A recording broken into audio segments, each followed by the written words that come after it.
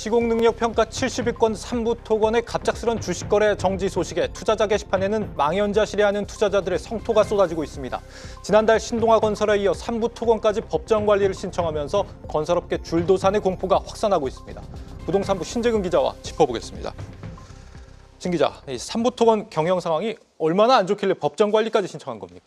일단 삼부토건은 지난 2020년부터 계속해서 4년 연속 영업 손실을 이어가고 있습니다. 네. 올해도 3분기까지 누적 600억 원 넘는 영업 손실을 내는 등 5년 연속으로 영업 손실이 유력해 보입니다. 네. 작년 3분기 말 기준 부채 비율도 800%가 넘는데요. 이런 취약한 재무 상태 때문에 지난해 8월 회계감사인으로부터 반기 검토 의견 거절을 받기도 했습니다.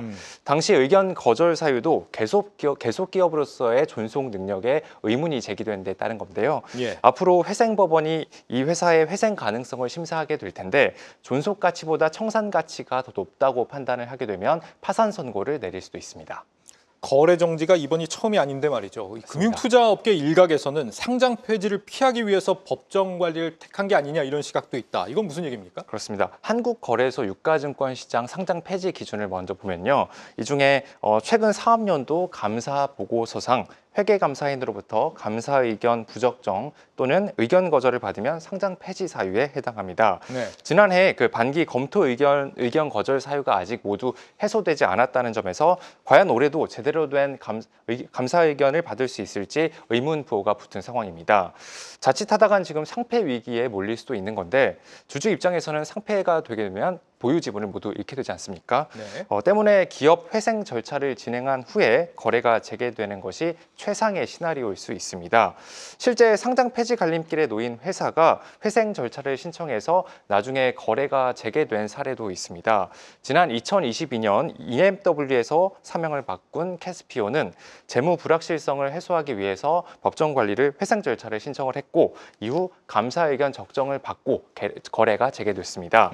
다만 경영진의 재산을 보호하기 위한 목적에서 상장 폐지를 피하려고 법정 관리를 했을 가능성은 낮아 보인다는 시각도 있습니다. 삼부토건의 대주주인 DYD의 지분율이 3%대에 불과하기 때문인데요. 반면 소액주주의 지분율은 90%가 넘는 상황입니다. 네. 소액주주 지분이 상당하네요. 그동안 이 우크라이나 재건 테마로 묶여왔던 삼부토건인데 정작 종전 분위기 속에서는 지금 거래가 정지됐습니다. 우크라이나 재건과 실제 관련성은 있는 건가요? 그렇습니다. 일단 먼저 앞서 배경을 먼저 설명을 해드리면요. 네. 우크라이나 관련주로 알려진 이후 삼부토건의 주가가 계속해서 급등락을 연출했습니다. 지난 2023년 우크라이나 재건 포럼에 삼부토건이 참여했다는 소식이 알려진 직후 약 2달 만에 주가가 1,000원대에서 5,000원대까지 5배 정도 올랐었는데요. 네. 삼부토건은 지난해 4월 우크라이나 현지 건설 회사와 주택사업 추진 업무 협약을 맺기도 했습니다. 그런데 취재를 해보니까 업무 협약 이후 지금 1년 가까이 지났는데도 불구하고 진전된 소식은 없는 것으로 확인이 되고 있습니다. 이 삼부토건 관계자는 현재 특별히 사업이 진행된 부분은 없고 현지에 법인도 없는 상황이라고 분위기를 전했습니다. 막연하게 수주 기대감으로 주가가 올랐다고 볼 수 있는 대목인데요. 정치권, 특히 야권에서는 삼부토건이 도이치모터스 주가 조작 세력과 연관이 돼 있을 가능성을 의문을 제기를 하고 있습니다. 예. 이에 대해서 현재 금융감독원의 조사가 진행 중인데요. 금감원의 고위 관계자는 현재 방대하게 사안을 살펴보고 있는 상황이라고 말을 아꼈습니다. 그렇군요.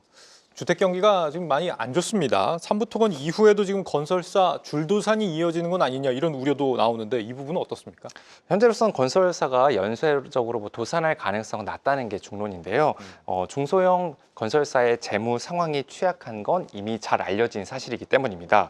다만 건설업계에서는 미분양과 고금리, 고물가 등이 이어지면서 건설 경기가 매우 어려운 상황이라고 진단을 하고 있습니다. 건설업 불황은 선행 지표인 건설 수주를 통해서도 엿볼 수 있는데요. 지난 2023년 건설 수주 금액은 1년 전보다 20% 가까이 급감했습니다. 지난해에도 감소세를 계속 이어갈 것으로 보이고요. 건설 수주는 보통 1년에서 1년 반 뒤에 건설업 생산에 반영된다는 점에서 수주 감소가 지금부터 계속해서 영향이 나타난다고 볼 수 있습니다. 중대형 건설사들도 부채에 신음하고 있는데요. 네. 법정 관리 중인 태형건설을 제외하고 시공능력평가 30위 이내 건설사 가운데 부채 비율이 가장 높은 곳은 금호건설로 600%가 넘습니다. 한화와 HJ중공업, 두산건설도 부채 비율이 높은 편에 속합니다. 보통 부채 비율 200% 이내를 정상 범주로 보는 만큼 네. 건설사들이 부채 관리에 좀 더 신중할 필요가 있다는 해석이 나옵니다. 네, 삼부토건 법정관리 신청 소식 부동산부 신재근 기자가 짚어봤습니다.